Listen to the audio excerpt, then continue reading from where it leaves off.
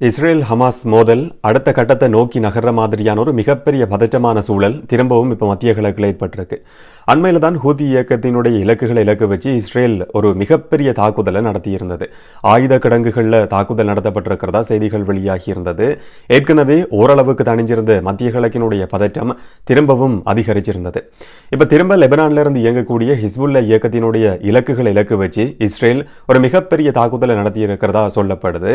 இஸ்ரேலினுடைய ஒரு பகுதியில் 12 சிறுவர்கள் கொலை செய்யப்பட்ட தாக்குதலுக்கு ஹிஸ்புல்லா இயக்கம் தான் காரணம் என்ற குற்றச்சாட்டு முன்வைக்கப்பட்டு தான் அதுக்கு பதிலடி கொடுக்கிற மாதிரி இஸ்ரேல் இந்த தாக்குதலை நடத்தியிருக்கு என்ற செய்தி வெளியாகி இருக்கு.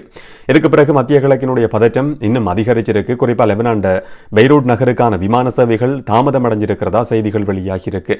உலக நாடுகள் இந்த பதற்றத்தை தணிக்கிறதுக்கான தீவிரமான முயற்சிகள் ஈடுபட்டு வரதாகவும் செய்திகள் வெளியாகி இருக்கு.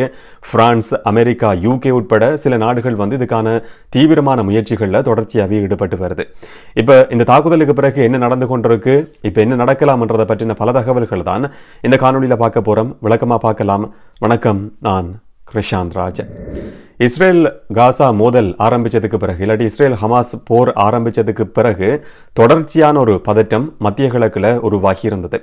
இதுக்கு மிக முக்கியமான காரணம் என்னன்னு சொன்னா, பாலஸ்தீன் மக்களுக்கு, காசா மக்களுக்கு ஆதரவா இல்லாட்டி ஹமாஸ் இயக்கத்துக்கு ஆதரவா செயற்படக்கூடிய லெபனான்ல இருந்து இயங்குற ஹிஸ்புல்லா இயக்கம் எல்லை பகுதிகளில் கடுமையான தாக்குதல்களை தொடர்ச்சியாக நடத்தி வந்தது. இந்த போர் ஆரம்பிச்சதிலிருந்து போன வருஷம் அக்டோபர் மாதத்திலிருந்து இஸ்ரேல் எல்லையில் இருக்கிற இஸ்ரேல் எல்லையில் இருக்கிற சில பகுதிகளில் ஹிஸ்புல்லா இயக்கம் தொடர்ச்சியான தாக்குதல்களை நடத்தி வந்தது. ஆனால் ரெண்டு தரப்புமே கவனமாக இருந்த ஒரு விஷயம் என்னன்னு சொன்னால், இது விரிவடையக்கூடாதுன்றது. இந்த போரை அடுத்த கட்டத்துக்கு கொண்டு போற மாதிரி இல்லாட்டி ரெண்டு தரப்பும் நேருக்கு நேரடியான ஒரு மோதலில் ஈடுபடுற மாதிரியான ஒரு சூழல் உருவாக கூடாது என்றதுல இஸ்ரேல் ராணுவமா இருக்கலாம் இல்லாட்டி ஹிஸ்புல்லா இயக்கமா இருக்கலாம், ரெண்டு தரப்புமே கவனமா இருந்து வந்தது. ஆனா இதை பிழையா விளங்கி கொள்ளக்கூடாது. எந்த நேரத்தில் வேணும்னாலும் இந்த போர் விரிவடைகிறதுக்கான வாய்ப்பு இருக்கின்ற மாதிரியான கருத்துக்களை போரியல் நிபுணர்கள் தொடர்ச்சியாவே சுட்டிக்காட்டி வந்ததை அவதானிக்க முடிஞ்சது. இப்ப அந்த மாதிரியான ஒரு சூழல் தான் உருவாகி இருக்கு. குறிப்பா பாலஸ்தீன் மக்களுக்கு இல்லாட்டி காசா மக்களுக்கு ஆதரவா இருக்கிற மற்ற அமைப்புகள் என்று சொல்லி பார்க்கிற நேரத்தில் ஹமாஸ் இயக்கத்தை தவிர ஈரான் ஆதரவோட இயக்கிற ஹிஸ்புல்லா இயக்கம், அதே மாதிரி ஹூதி இயக்கம், ரெண்டு தரப்புமே இஸ்ரேல் மேல தாக்குதல்களை தொடர்ச்சியா நடத்தி வருது. இதுலயும் குறிப்பா ஹிஸ்புல்லா இயக்கம் மிக பலமான ஒரு அமைப்பு. ஹிஸ்புல்லா இயக்கத்தினுடைய தலைவர் ஹசன் நசருல்லாவினுடைய கருத்துப்படி அந்த இயக்கத்துல 1 லட்சம் உறுப்பினர்கள் வரைக்கும் இருக்கிறாங்க. ஆனா சில தரவுகளின் அடிப்படையில் 20,000 தொடக்கம் 50,000 உறுப்பினர்கள் வரைக்கும் இருக்கிறதா சொல்லப்படுது. ஆனாலும் கூட மிக பலமான ஒரு இயக்கமா இருந்து வருது. அரசாங்கம் இல்லாத ஒரு இயக்கமா அதிகமான பலத்தோடு இயங்குற இயக்கங்கள்ல ஹிஸ்புல்லா இயக்கத்துக்கு மிக முக்கியமான ஒரு இடம் இருக்கு. அதிலும் குறிப்பா சிரியாவில் நடந்த மோதல்லையும் இந்த லெபனான் ஹிஸ்புல்லா இயக்கத்துக்கு மிக பிரதானமான ஒரு பங்கு இருக்கு. அதுல கலந்து கொண்டவர்களுக்கு அதிகமான அனுபவம் இருக்கின்ற மாதிரியான கருத்துக்கள் கூட தொடர்ச்சியாவே முன்வைக்கப்பட்டு வந்திருந்தது. அவங்கள்ட்ட 1,30,000 ராக்கெட்டுகளும் ஏவுகணைகளும் இருக்கிறதா சொல்லப்படுது. இதுல ஆன்டி ஏர்கிராஃப்ட் சிஸ்டமா இருக்கலாம், ஆன்டி ஷிப் ஏவுகணைகளா இருக்கலாம், இந்த மாதிரியான மிசைல்கள் எல்லாம் ஹிஸ்புல்லா இயக்கத்திட்ட இருக்கின்ற தகவல்கள் தொடர்ச்சியாவே சொல்லப்பட்டு வந்தது. இஸ்ரேல் ஹிஸ்புல்லா இயக்கத்தை குறைவா மதிப்பிடுது என்ற மாதிரியான கருத்துக்கள் கூட பலராலையும் முன்வைக்கப்பட்டு வந்தது. இப்ப இந்த எல்லை பகுதியில் நடத்தப்படுற ஒரு தாக்குதல்ல மிக முக்கியமான ஒரு சம்பவம் பதிவாகி இருக்கு. சனிக்கிழமை நேற்று இந்த சம்பவம் பதிவாகுது. இஸ்ரேலினுடைய கட்டுப்பாட்டில் இருக்கிற ஒரு பிரதேசத்தில் வான்வழி தாக்குதல் நடத்தப்படுது. இந்த வான்வழி தாக்குதல் நடத்தினது லெபனான்ல இருந்து இயங்குற ஹிஸ்புல்லா இயக்கம் தான் என்ற குற்றச்சாட்டை இஸ்ரேல் தொடர்ச்சியாவே முன்வச்சு வருது. 12 சிறுவர்களோட உயிர்கள் இதுல காவு கொள்ளப்பட்டிருக்கு. 30 பேர் படுகாயமடைஞ்சிருக்கிறதா தகவல்கள் வெளியாகி இருக்கு. இந்த தாக்குதலுக்கும் எங்களுக்கும் எந்த விதமான சம்பந்தமும் கிடையாதுன்ற விஷயத்தை லெபனான் ஹிஸ்புல்லா இயக்கம் தெளிவா அறிவிச்சிருக்கு. ஆனா இஸ்ரேல் தொடர்ச்சியான குற்றச்சாட்டை முன்வச்சு வருது. ஹிஸ்புல்லா இயக்கம் தான் இதுக்கான முழு பொறுப்பையும் சொல்லணும், ஒரு சரியான பதிலடியை நாங்க கொடுப்போம் என்ற விஷயத்தை இஸ்ரேல் IDF பேச்சாளர் ஹகாரி நேற்றே சொல்லி இருந்தாரு. அதே மாதிரி இஸ்ரேலினுடைய பிரதமர் பெஞ்சமின் நெட்டன்யாகுவும் ஒரு கடுமையான எச்சரிக்கையை ஹிஸ்புல்லா இயக்கத்துக்கு விடுத்திருந்ததை பார்க்க முடிஞ்சது.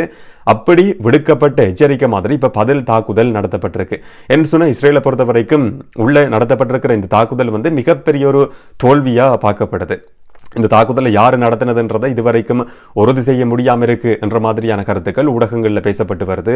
சில ஊடகங்கள், இஸ்ரேலுக்கு சார்பான ஊடகங்கள் லெபனான் ஹிஸ்புல்லா இயக்கம் மேல குற்றம் சாட்டுது என்ற விஷயத்தை அந்த இயக்கம் ஏற்கனவே ஒரு அறிக்கை மூலமா அறிவிச்சிருந்தது. இதுக்கு எப்படியான எதிர்ப்பை இஸ்ரேல் அரசாங்கம் இல்லாட்டி இராணுவம் சந்திக்குதுன்னு சொன்னா இந்த தாக்குதல்ல உயிரிழந்தவங்க சார்பா அந்த குழந்தைகளினுடைய இறுதி ஊர்வலத்தில் ஆயிரக்கணக்கானவர்கள் கலந்து கொண்டிருக்கிறாங்க. இஸ்ரேல் அரசாங்கத்துக்கு அமைச்சர்களுக்கு எதிரான கோஷங்களை அவங்க எழுப்பியிருந்ததாகவும் செய்திகள் வெளியாகி இருந்தது. இப்படி இந்த உள்ள நடத்தப்பட்டிருக்கிற தாக்குதல் என்றது அரசாங்கத்துக்கு மிகப்பெரிய ஒரு பின்னடைவை ஏற்படுத்தி இருக்கு. இதுக்காக தான் ஒரு பதிலடி கொடுக்கிற மாதிரியான தாக்குதலை இஸ்ரேல் லெபனானுக்குள்ள மத்திய பகுதியில் நடத்தியிருக்கு என்ற தகவல் இன்னைக்கு வெளியாகி இருந்தது. அந்த தாக்குதலில் இந்த மாதிரியான பாதிப்புகள் ஏற்பட்டது என்றதை பற்றின இந்த ஒரு தகவலும் இதுவரைக்கும் தெரியாது. ஆயுத கிடங்குகளை பயங்கரவாத இலக்குகளை இலக்கு வச்சு நாங்க தாக்குதல் நடத்தி இருக்கிறோம் என்ற விஷயத்தை இஸ்ரேல் ராணுவம் அறிவிச்சிருக்கு. ஆனால் அதனுடைய பாதிப்பு சம்பந்தமான விவரங்கள் இதுவரைக்கும் வெளியாகல. இந்த பதற்றத்தை தணிக்கிறதுக்கான சில முயற்சிகள் ஒரு பக்கம் முன்னெடுக்கப்பட்டு வருது. இதே நேரம் ஈரான் மிக முக்கியமான ஒரு நேரடியான எச்சரிக்கையை விடுத்திருக்கு. ஏன்னு சொன்னா இஸ்ரேல் அரசாங்கம் சொல்லியிருந்தது ஹிஸ்புல் இயக்கம் அவர்களுடைய ரெட் லைன் சிவப்பு கோட்டை கடந்திருக்கிறாங்க, இதுக்கு சரியான ஒரு பதிலடி திரும்பவும் கொடுக்கப்படும் என்ற மாதிரியான எச்சரிக்கையை இஸ்ரேல் ஏற்கனவே விடுத்திருந்தது. இதுக்கு பிறகு ஈரானுடைய வெளிவிவகார அமைச்சர் பேச்சாளர் இஸ்ரேலுக்கு நேரடியான ஒரு எச்சரிக்கையை விடுத்திருக்கிறார். இந்த பதற்றத்தை தணிக்கிறதுக்கான முயற்சிகள் தான் முன்னெடுக்கப்படணுமே தவிர இது அடுத்த கட்டத்தை நோக்கி நகர்த்துற மாதிரியான செயற்பாடுகள் முன்னெடுக்கப்படக்கூடாது. அது முட்டாள்தனமான முடிவாக தான் இருக்க முடியும் என்ற விஷயத்தை ஈரானுடைய வெளிவிவகார அமைச்சர் பேச்சாளர் சொல்லியிருக்கிறார் என்ற தகவலும் வெளியாகி இருக்கு. ஆனால் இஸ்ரேல் பிரதமர் பெஞ்சமின் நெட்டன்யாகு சொல்லியிருக்கிற விஷயம் இதுக்கு சரியான ஒரு பதிலை ஹிஸ்புல்லா இயக்கம் கொடுக்க வேண்டியிருக்கும், ஒரு சரியான விலையை கொடுக்க வேண்டியிருக்கும்.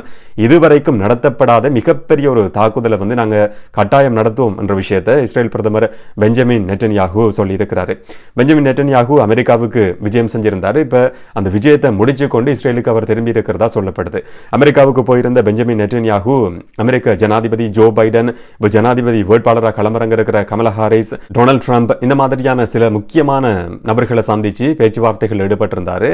ஜோ பைடனோட நடத்தப்பட்ட பேச்சுவார்த்தையில் இந்த போரை முடிவுக்கு கொண்டு வரதுக்கு பணைய கைதிகளை மீட்கிற விஷயம் சம்பந்தமாகவும் ஒரு போர் நிறுத்தத்தை ஏற்படுத்துகிற விஷயம் சம்பந்தமாகவும் பேசப்பட்டதா செய்திகள் வெளியாகி இருந்தது. எப்படியா இருந்தாலும் அந்த விஜயத்தை முடிச்சு கொண்டு இஸ்ரேல் பிரதமர் பெஞ்சமின் நெட்டன்யாகு நாடு திரும்பி இருக்கிறாரு. அங்க திரும்பினதுமே என்ன நடந்தது என்றது சம்பந்தமான விவரங்கள் தகவல்கள் அவருக்கு தெளிவுபடுத்தப்பட்டதா சொல்லப்படுது. மிக அவசரமான ஒரு பாதுகாப்பு கூட்டத்தை இஸ்ரேல் பிரதமர் பெஞ்சமின் நெட்டன்யாகு கூட்டியிருக்கிறாரு. இந்த கூட்டத்தில் எடுக்கப்பட்ட தீர்மானம் என்றது மிக முக்கியமானதா இருக்கும். அந்த தீர்மானம் என்னன்றதை பற்றின தகவல்கள் இதுவரைக்கும் தெரியாது. இதே நேரம் இந்த தாக்குதலுக்கு எந்த ஒரு அமைப்பும் உரிமை கோராத நிலையில ஹிஸ்புல்லா இயக்கம் மேல இஸ்ரேல் தொடர்ச்சியான குற்றச்சாட்டுகளை சுமத்தி வந்தாலும் கூட அதை நிரூபிக்கிறதுக்கான ஆதாரங்கள் இதுவரைக்கும் கிடையாது.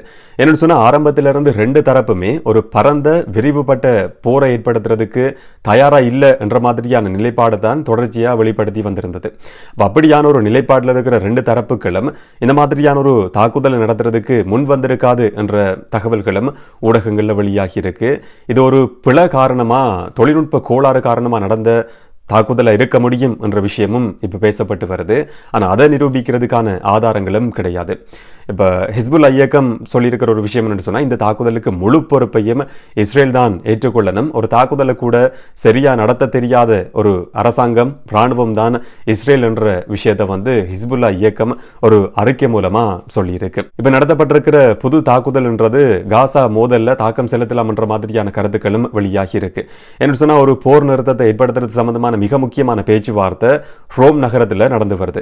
இந்த பேச்சுவார்த்தையில அமெரிக்க உளவு பிரிவு CIA பணிப்பாளர், அது மாதிரி மொசாடினுடைய தலைவர், எஜிப்டினுடைய பிரதிநிதி, கட்டாரினுடைய பிரதிநிதி என்று சொல்லி பலரும் கலந்து கொண்டிருக்கிறாங்க. இப்ப நடத்தப்பட்டிருக்கிற புது தாக்குதல் என்றது இந்த பேச்சுவார்த்தையில தாக்கம் செலுத்த முடியும் என்ற மாதிரியான கருத்துக்களும் வெளியாகி இருக்கு.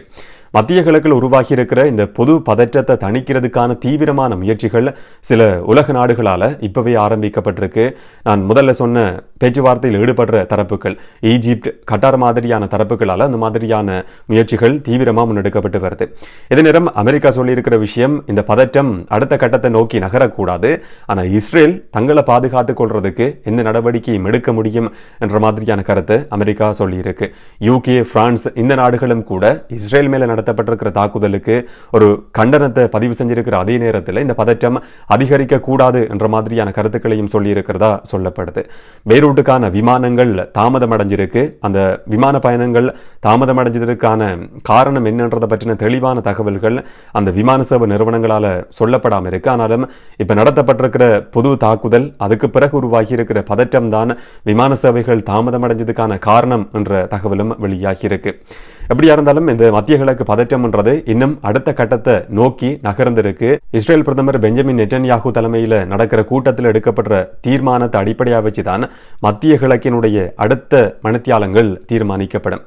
என்ன நடக்கும் என்றதை பொறுத்திருந்து பார்க்கலாம். இன்னும் ஒரு காணொலியில் இன்னும் ஒரு தகவலோடு சந்திக்கலாம். வணக்கம்.